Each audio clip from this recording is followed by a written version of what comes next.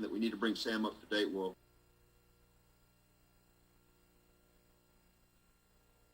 To just that title slide, we want to share the slideshow. Take us to the title slide. Good evening, everyone, and welcome. I would like to say thank you for lending us additional time this week. As Mr. Shaw indicated, this is our first budget work session, and these are intended to be less formal than our regular environment. And we certainly would encourage you, if you have thoughts or questions as we work through this, to present those, and we'll deal with them along the way. So we're going to be don't think of it as much as a presentation from staff, but perhaps a conversation led by staff. Actually, in my service, this is a relatively new feature that was suggested in large part by Mr. Short, who observed that perhaps it would be helpful, more useful, more beneficial if the council could have a glimpse into the process earlier, prior to the delivery of a recommended budget, so they could, the body could understand in better terms how decisions were made, what decisions were made, and then also have some additional context in the work that goes in as staff works through departmental requests up until the point where the city manager makes a budget recommendation to the council. So we hope that we do this in a way that when we get to March, that there are no surprises in the budget, and that you feel like much of what you receive in terms of a recommendation you would expect, given our conversations along the way. This evening, the agenda focuses primarily on expenditures. We'll spend some time reviewing the priorities established by council in our retreat, and anticipate also that we'll review and confirm those priorities, and then anticipating interest and need to cover revenues and CIP. Those items will be topics for future work sessions. This evening, we're going to focus on expenditure, the expenditure side of the equation, and forces that are impacting that we see presently in the process. I think Mr. Shaw observed that we're never more optimistic than early in the process, and certainly optimism at the local government level is an essential quality. I think it's important to draw energy through a budget process that for staff lasts more than 6 months, and for the council lasts approximately 5 to 6 months. And it's challenging and daunting and sometimes frustrating to work through priorities and opportunities for your community, to make difficult decisions, balancing progress that you want to make for your community, improvements to service, with an understandable commitment to affordability and a sensitivity to affordability and livability for your community. So in that respect, I think it's important that the council and the staff maintain optimism and maintain positive energy and maintain trust and confidence in one another, that no matter how difficult or frustrating the process becomes, that we have good experience in doing this, and I'm confident that we can deliver through a process, a budget that the staff and the council will hopefully have great confidence and satisfaction in. The budget process is full of both satisfying and frustrating work, and oftentimes those emotions or feelings can overwhelm you simultaneously. So in that regard, I think it's important that we work as a team, that we remain optimistic and remain focused on priorities. I think, again, perhaps the highest point of optimism is early in the process. This year, our optimism is met pretty quickly with some sobering realities, given unique challenges that this budget faces. Uncertain current economic conditions stemming from the pandemic. I think we're all aware that the pandemic has had real impacts on local business and local revenue streams. And while as human beings and elected leaders and public administrators, we have concern for our community and the Commonwealth and the nation as a whole, our budget work focuses on our community. And our circumstances presently reflect pretty significant uncertain economic conditions. Secondly, this budget will necessarily contemplate some unique measures that were implemented last year upon the onset of the pandemic. And much of what you'll see this evening reflects the need to the greatest extent possible, undo or unwind some of those measures that we recommended and implemented upon adoption that we noted at the time were unsustainable and should be regarded as sort of one-time fixes. And finally, a unique challenge and reality that this budget will necessarily need to contemplate are those forces from external agencies, the agencies outside the local government organization proper that rely on the local government for funding. And obviously I'm referring to the Middle River Regional Jail. I'm referring to Waynesboro Public Schools. Although the arrangement there, I think I would want to make sure that I convey in a more favorable term. They certainly are partners in building health and well-being in our community.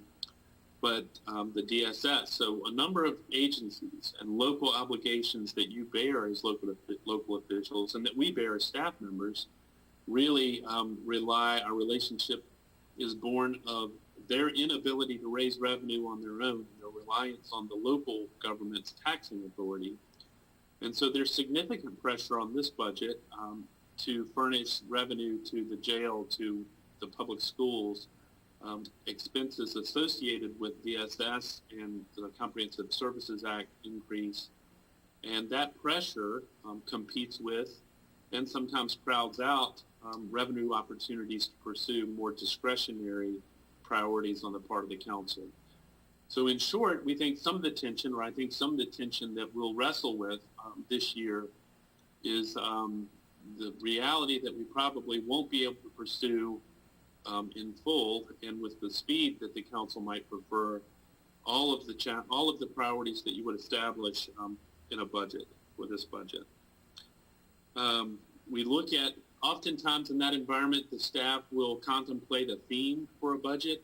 This year, thematic ideas that come to us are certainly uncertainty. I talked about that. Even in the pandemic, there are some days reasons for significant optimism, and some days reasons to prepare that perhaps things we won't be well financially as quickly as we would like. So uncertainty in that regard. And then also the demands that external agencies are placing upon us. Nevertheless, and in that regard, there's constraint as a theme.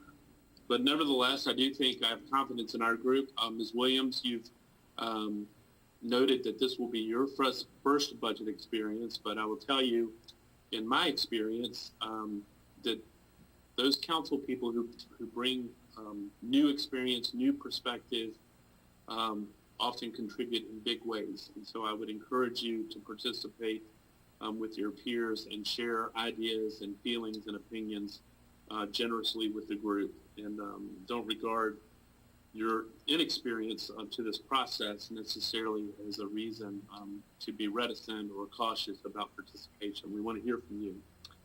And so in that regard, I think our next step is to move to Mr. Shaw, who will review and help us at least tonight confirm priorities identified by the council during our retreat. So next slide, Mr. McCormick.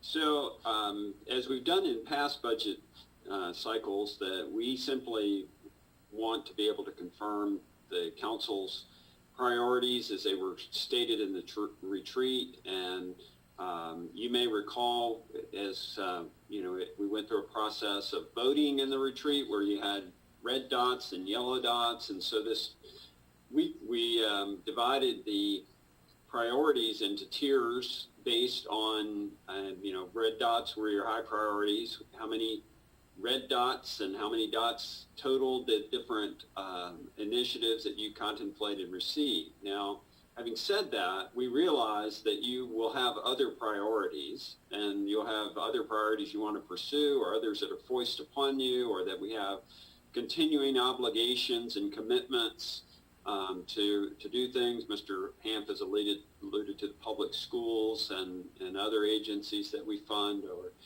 initiatives that you reference continually about your commitment to public safety and so forth. So I wouldn't say this is a list in it, that lists, all of the things that you have to accomplish by any means. The other thing that I would say with, what we know right now about revenues and what we know right now about expenditures, inevitably we're going to have to prioritize. I think, it will have to come to terms with whether or not we can make significant or meaningful progress on all of these priorities as they were stated, or whether we're going to have to say, hey, we need to pull a few things into our top tier and focus on those. In one of our upcoming budget work sessions, we'll talk more about the capital improvement plan. And so we'll refresh our memories about all of the items that had been programmed for the upcoming 5 years, and the funding that's available to apply to those through fund balance and other means. Again, this just gives an opportunity to the council to check the staff and check ourselves and say, are these still the things that are top priorities to us?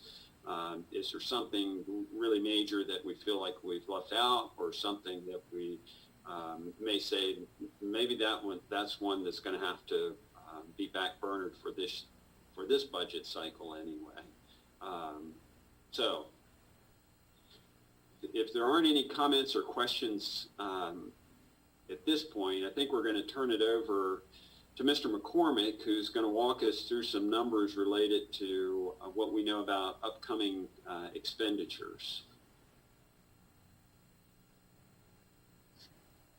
Thank you, Mr. Shaw, and good evening, Mr. Mayor and members of council. So the next two slides are a quick summary based on some preliminary information we have on base expenditure changes and supplementary requests from the departments, and just for some background on how we allocate them into their different buckets, different pots between base expenditures and supplementary expenditures. We try to get things into the base request and to see how much that's gone up based on what level of service that we're currently providing and what would it take to continue to provide that level of service. We try to get things into the supplementary request that are items that would increase the level of service. So additional positions, additional police officers, additional police cars, additional vehicles for the fire department, Parks and Rec department, paving above and beyond what's eligible for highway maintenance, or above and beyond not what would be eligible, what we're allocated. Those are the types of things that would go into supplementary requests, and then the types of things that go into the base requests are how do we keep our services going as they are. So I'd like to take a minute and reflect back on the time between when the city manager presented his budget last year and when the council adopted the final budget, to hopefully provide some framing for why some of these numbers are so large. So the city manager budget last year was balanced at a little over $53 million, while the final adopted budget was balanced at about $50.7 million. So a difference of about $2.3 million. The city manager's budget included raises for employees, 3% midway through the year. 2 of the 4 phases of the pay and compensation study, again, that would have been implemented about midway through the fiscal year as well.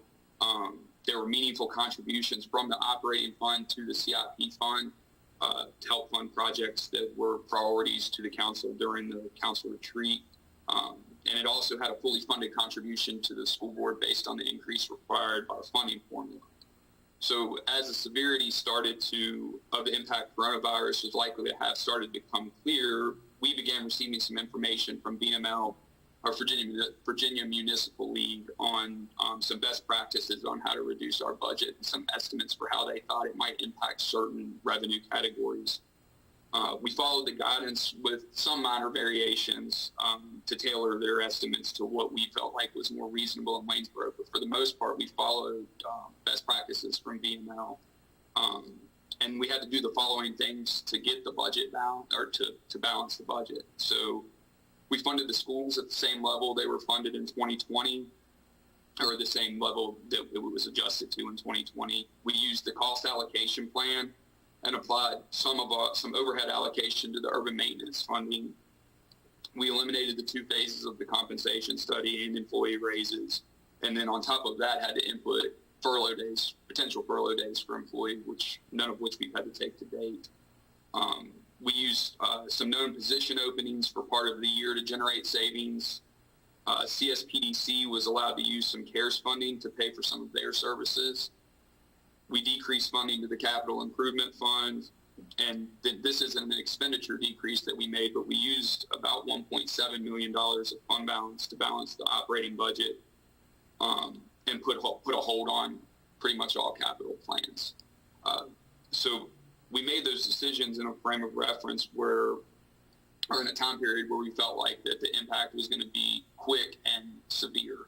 And I think what we found is it's been better than expected, but not back to the level where it was before we made the adjustments to the budget, mostly because a big piece of it was funded from fund balance. So we made a lot of those adjustments knowing that we were going to have to climb out of that hole this year. And so as you look at these numbers, keep that in mind. So you've got the Waynesboro City Schools funding increase. That number, we have a slide on it later, but that number is based on the 2020 audited numbers, most recent year audited. The Middle River Regional Jail operating increase, that number's exclusive of expansion considerations. There is some funds being requested to potentially have to rent beds. I think what they're finding is they're at capacity and they may have to go to another locality or find another locality that has space where they could potentially rent beds and house people in their custody there. The eligible streets increase, that deals mostly with using the cost allocation plan to balance the budget last year, trying to get that program back to where you're not having to use the cost allocation plan. Compensation changes, that comes from a couple of different spots. One of them being we adopted an ordinance in October, I believe, to give some pay increases to police officers to remain competitive in that environment. And then we also took credit for some vacancy savings that was planned for positions that were held open last year and trying to fully fund those positions for the whole year. The health insurance increases, we haven't had our final, it's not the final, but an estimate from the health insurance providers yet. But we estimated a 7% increase, which is funding a 7% increase, which is pretty, which we feel like is will hopefully be adequate to cover any increases in health insurance. An estimated increase to the Comprehensive Service Act, that's social services. Virginia Public Assistance, an estimated increase there, the complete removal of all the furlough days, and then our portion of the CSPDC contribution that they were able to not bill us and pay for with CARES Act funding. And so then your supplemental requests, you have some additional position requests from public safety. That's both police and fire. Some continued operation or progress from the operating budget towards the take-home car program, an increased contribution to the first aid crew, restoring the full amount of the transfer to the CIP fund to the 2020 levels, increasing paving around the city above what the urban maintenance program allows for, and then the pay and compensation study at its full 4 phases and a 3% raise starting July 1st. So that's one place that we last year had made some cuts to and made that a mid-year and only did a couple phases of the study instead of the full study. So, just a reminder on how the school funding formula is calculated year to year. So you take your discretionary revenues from your audit from the year, from the audit of the most previous year. So in this case, it's the 2020 audit to come up with the 2022 budget allocation, and then it's 42.5% of those discretionary revenues minus some minor changes for economic development, and then some debt service that's being said that was agreed to be set aside from the high school project or excluded from those discretionary revenues. We've had an average annual increase of about 2.13%. This does not include any additional capital contributions that the city might make, and it does not include the debt service that we pay on their behalf. This is just what we give them for operating. One thing to note is the level funding was based on the level funding from the prior year during the 2018 audit.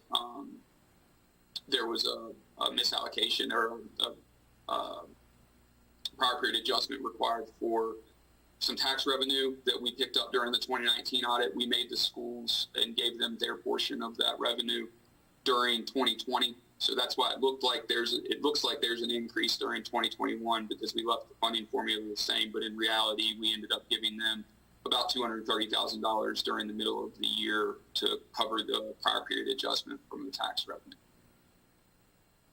So if anybody has any questions, or if any council people have any questions about any of the expenditure, the estimated increases, the numbers are very preliminary at this time. But if you have any specific questions about the school funding formula, any specific questions about expenditure changes, I'd be happy to answer those now, or if not, give the floor back to Mr. Haney. Cameron, I wouldn't say that it's something that I have to have, knowledge of every single category of expenditure, but that $212,000 in the other category, if we could, more or less just sort of summarize what that other category is. 216,000. So that's going to be a combination of all your other smaller departments. We do this sheet by department. And so it's going to be your planning requests, and Elisa, if you have any off the top of your head that you can think of that would have round up down in the other column, but any city manager requested increases would wind up there. But I can certainly get you a list of the departments and the amount of the requests if you'd like to see that. Yeah, I mean, I recognize this is you can't have the spreadsheet go to infinity, right? So I guess maybe you could, but for the purposes, just for clarification, I know that I usually get dinged with a question or two every Sure. year with a question about what's $250,000 in other. Sure. Yeah, and I know that'll come out in the itemized at the budget, and certainly something that folks they can dig into the CAFR and otherwise, but. Yeah, that'd be... Cameron, if you could verify for me what the funding formula is for the school, I had 42.5%. Is that still correct? Yes, ma'am, that is correct. Okay. I see that. Okay, thank you.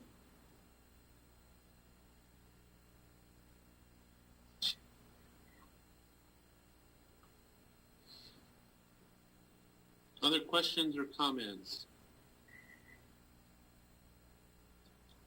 Okay, Cameron, if you want to advance us to the next slide, please. So recognizing that we had a lengthy presentation, and I would describe it as a more comprehensive, programmatic, historic presentation regarding the proposed expansion of the Middle River Regional Jail, wanted this evening perhaps to draw focus more specifically to the budgetary implications of the proposed expansion. So just a reminder that the model or the concept that seems to draw the most focus is a recommendation from the superintendent at this time that identifies a project of nearly $40 million and provides an increased rated capacity of 352 beds. In terms of budget consideration locally, we'll start at the big number, the $39 or $40 million and work down. The state, as we said, would fund 25% of eligible capital cost, which is about $9.8 million. That leaves about $30 million of the responsibility of the local jurisdictions.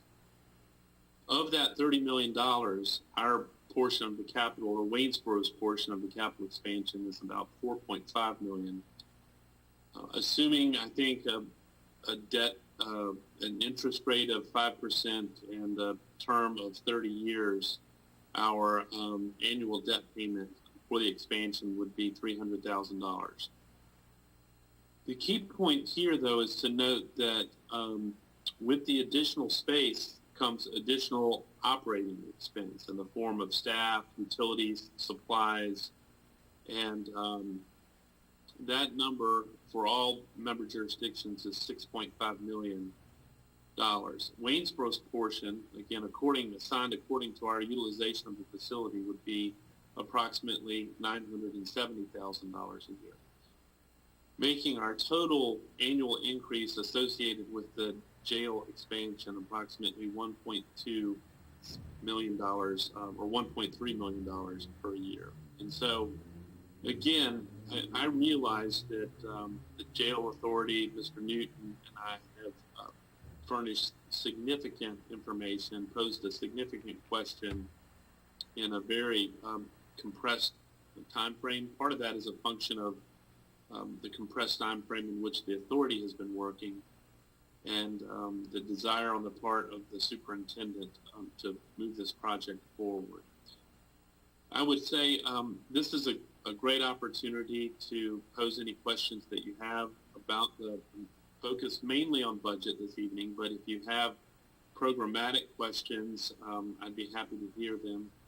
And then I would also suggest that if there are members of council who have sufficient information to offer either a recommendation or a preference or a directive, I would be glad to receive that. The authority board is planning to meet early next week, and the superintendent intends to seek direction from the authority board. Candidly, I don't know whether the member jurisdictions will be in a position to deliver specific direction at that time. I know that all of the member jurisdictions, three member jurisdictions are receiving presentations this week. Several were delivered in the prior 2 weeks. So it's not as if the members have had significant opportunity to contemplate the question before them. But recognizing that we all have different appetites and needs for information, if there are formed opinions, I'd be happy to hear them.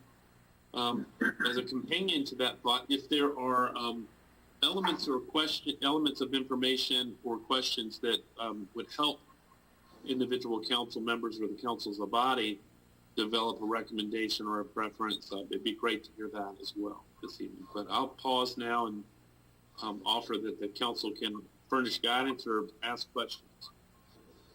And Mike, I got a question. I'm looking down there at the operational increases of about $6.5 million a year. Right. What does that entail? So some of that entails a portion of local responsibility for staffing. Similar to schools, there are positions in a correctional facility that are qualifying for funding under the comp board, and then there are those that are not. And so a portion of that reflects local responsibility staffing expense. There's a portion, Cameron, if you can help me, what else is in there? You'll have obviously additional like linen expense, energy expense.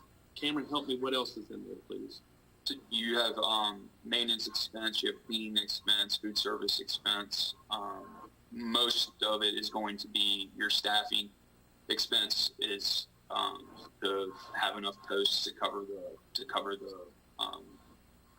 the new square footage in the jail. Yeah. Now, tagging on to that, and I apologize for being late, Mr. Mayor and council people, but I assume that would kick in when the new facilities become operational and not before then. It sounds like there's an increase proposed for next year using the facilities we already have, but this would kick in once those new facilities, new expansion is done, correct? That is absolutely correct. The information on the previous slide is separate and distinct from the information here. Okay. Part of the challenge in the project, and this is a nuance, is that the various concepts that we've considered have different combinations of secure beds, which will be accompanied by Comp Board approved staffing or DOC approved staffing, and community corrections beds, which will not be staffed at the same level or supported by the state at the same level. And so on the one hand, you incur increased capital costs by building secure beds, but you enjoy increased state support in staffing for those secure beds. Alternatively, you can reduce your capital costs by building, by constructing a solution that incorporates community corrections, non-secure beds, to a greater extent, but you will not enjoy the same level of state support for operation of those beds. And so there is the authority will need to come to terms with how much capital expense do they want to bear versus how much operational expense. And separate from fiscal consideration, what's the best programmatic solution for our facility and our region? All that to say, the operational increase could fluctuate, but probably not appreciably so, depending on the capital project that was selected, if a capital project is selected. And if the capital project's not selected and our inmate population continues to decline, that means we're going to be paying another jurisdiction to house our inmates, and we're going to have transportation costs and housing costs incurred that could be more than what we're looking at here, correct? That's correct. Now, assuming that you can find a facility that has capacity to rent, that is the alternative, and your superintendent and authority would say probably your less preferred alternative for a variety of reasons, expense being one of them. Second consideration would be the challenges that come with incarcerating an offender who lives in the Saul region outside of the region. That complicates visitation and separate considerations. But you're correct. In short, renting capacity becomes the solution if you don't solve your capacity problem with a capital project. Thank you. Yes, sir. Mr. Ham, Yes, sir. you said that the interest rate on their loan would be 5% interest rate.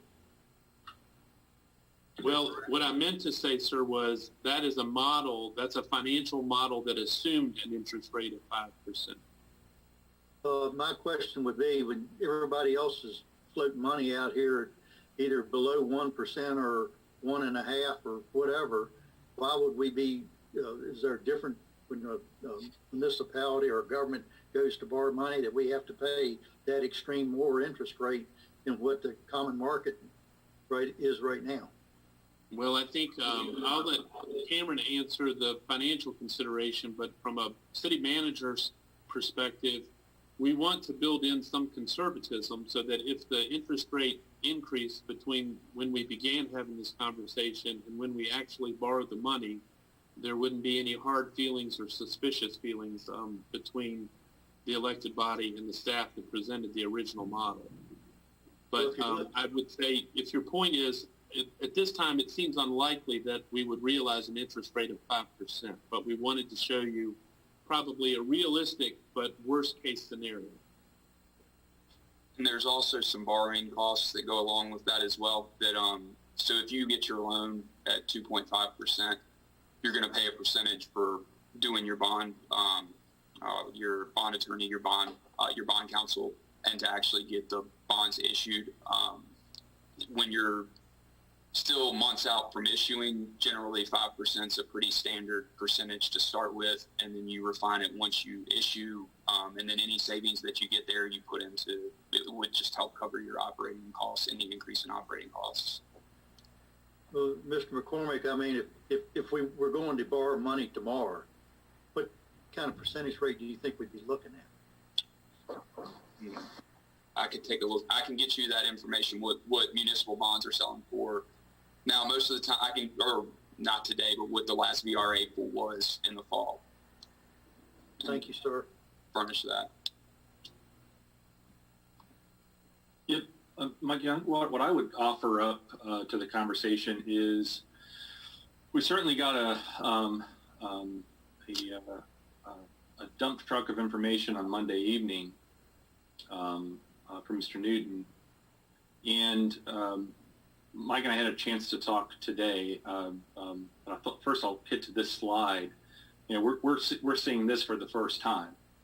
You know, we're seeing $1.27 million live, just like the rest of our citizens at the same time.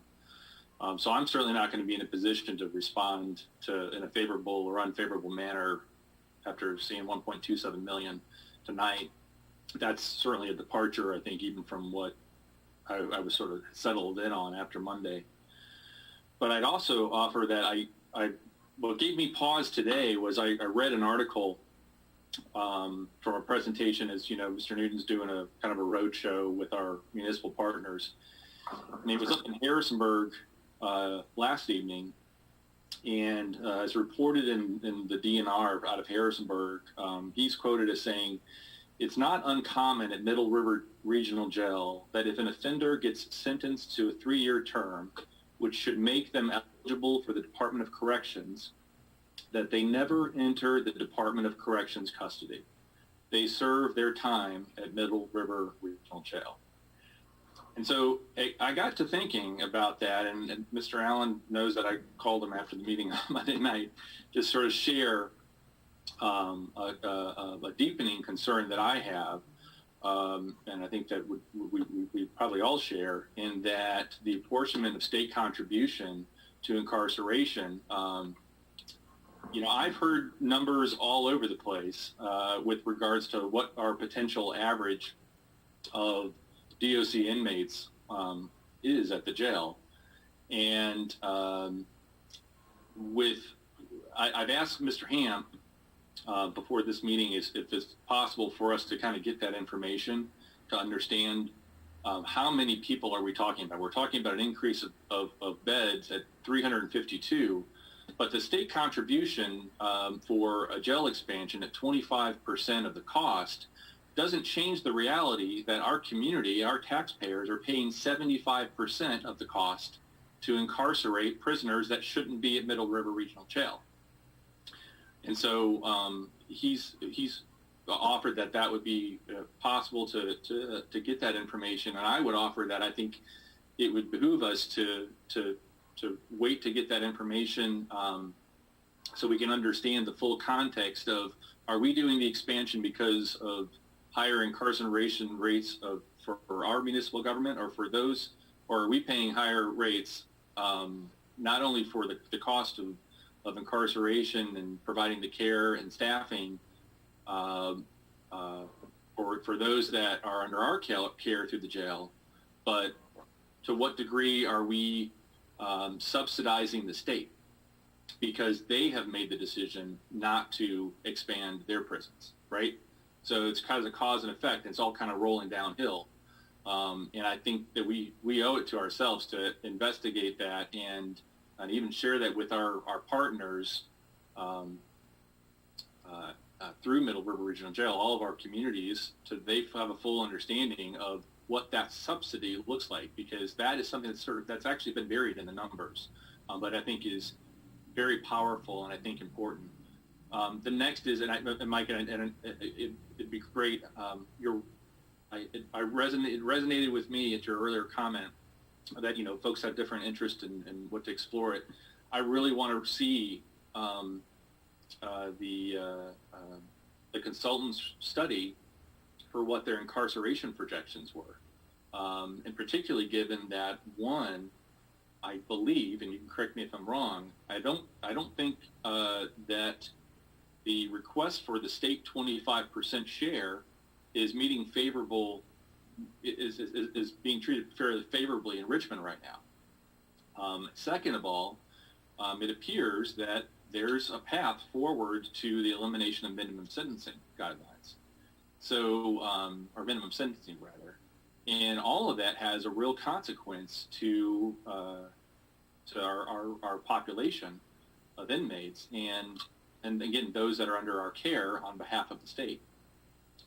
So a lot of information that I think, and I don't feel pressured, so I want you to know that I'm not feeling pressured by you. I mean, I've realized you're conveying the information as it becomes available, but I think, $1.3 million per year owes as much due diligence as any other such large expenditure that we would consider, regardless of the urgency. I think if we owe it to ourselves to have that conversation. So, Mr. Hamp, Yes, sir. I have to agree with Mr. Short again. I'm not comfortable in the conversation, the way it's come about, that the board for the jail is getting ready to have a meeting and y'all have to have a decision. You want one fast. Seems like every time we do something fast, we wind up down the road looking back going, well, maybe we shouldn't have done it that way. And there's some questions that was asked Monday night that we didn't get answers to. And I don't feel like you're personally putting pressure on us, but with this amount of money and with the conversations that's going on in our community, and once again, Mr. Short brings up, sounds like we're paying for state prisoners. I'd like to have personal talks with our legislators, get their thought process on it before we move forward on any of this. And that's where I would stand at tonight. Thank you, sir. I hear your feedback. Mike, I would like to add too that from the meeting on Monday, my understanding was that 40% of the prisoners being housed currently are state prisoners. Am I correct in that? I believe Ms. that. Williams, I don't recall. Okay, I believe he said about 40% were from the state.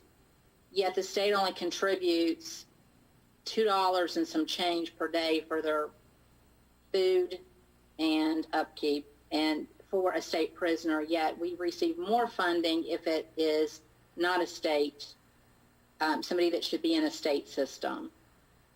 I'm a little concerned that we are going to build something that's just the state's going to say, well, we're giving you 25%, so we're going to put 40 or 50% there. And then we're going to be left paying the bill for something that the state should be contributing more to. I'll just echo that, Lana. I think you're spot on. That I agree 100%. Yeah, it's $56 per day per inmate, $7 for the state subsidy, $12 if they should be in a state. That's right. Okay. So $44 contribution. Our share is 13%. Right. So I think there are two key considerations. One is the per diem, the inadequacy of the per diem, and then the percentage of state responsible employees that are in our facility. So we certainly can focus some more. Mr. Short, I recall that you asked for the study. I have a hard copy of the study. I am endeavoring to find an executive summary, or trying to, the study itself is more than 300 pages, so I'm trying to focus in on those areas that have the most to do with population forecasting, and trying not to have to provide a 400-page document, but I'm happy to do that if you'd like. So, Mr. Hamp, one other thing, I apologize if I'm interrupting. One other thing that I would like to find out is how much this our portion of the expense would contribute to how much the citizens would see in a tax increase. Right. So we can probably do some rough estimates on that this evening. Okay. Mr. I thank you. Okay. Yeah, that I'll let Cameron do the math. He's the professional, but my quick math is it's substantial. Yeah, like so. I mean, I can swing by, grab your copy. I'm just I've read and written a full-blown environmental impact statement. So for 400 Okay. pages, that's not intimidating. So it's fine. Okay. And Mike, I'm going to jump in here and just kind of echo what the other have said. The fact that we're going to have to lease bed space out from other facilities at $56 a day, and we've got state prisoners that they're only paying $2 a day. It doesn't make sense that we would put that expense onto our taxpayers at the state's expense. One other thing that I might add, and I don't know the proper channels, Mr. Mayor, might be to you to reach out to the other jurisdictions and see what their thoughts are, so that we have some conduits of information at the legislative level, rather than just sort of each dealing directly with the authority individually, but have some thoughts, see if anyone else has come up with some other ideas about how we can manage this, because it's something that everybody's having this conversation, I suspect. And I'll be happy to do that, Dr. Hossetter. I would echo that, Mr. Mayor, and even go further to suggest maybe even the potential of establishing a quick, committee of council of a couple members of council, and see if our other member jurisdictions would like to have that conversation as well. Okay.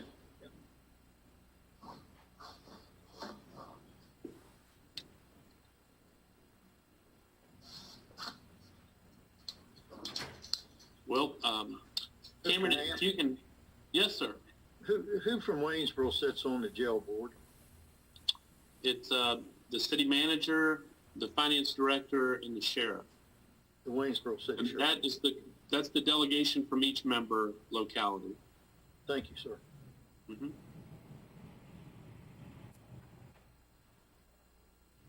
Cameron, if you can take us to the next steps. I'm assuming that we've covered adequately the jail expansion.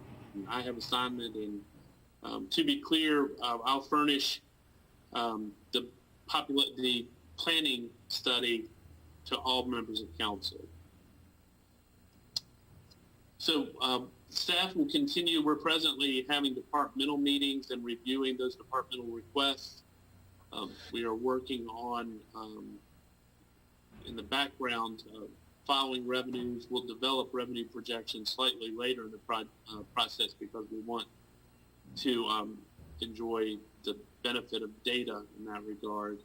And as you know, a number of our revenue streams lag.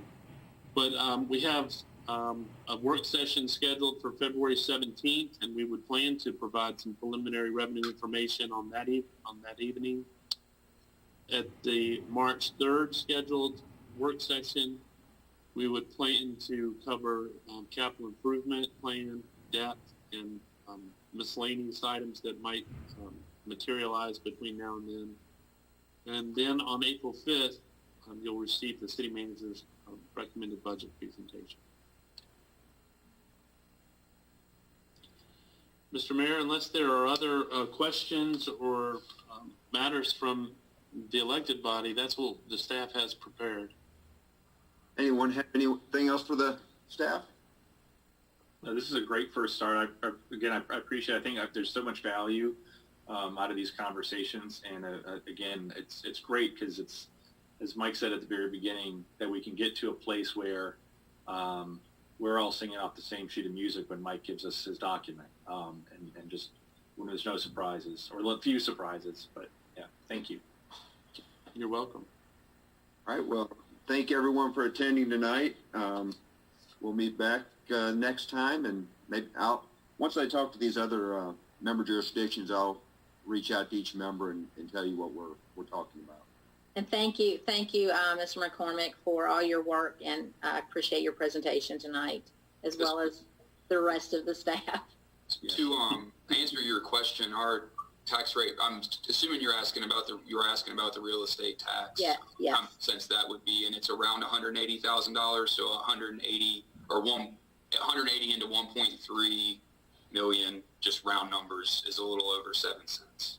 Well, okay, that's a significant increase. Okay, thank you. That was the whopper. That's a whopper. Yeah. Thank you, everyone. Good night. Thank you. Good night.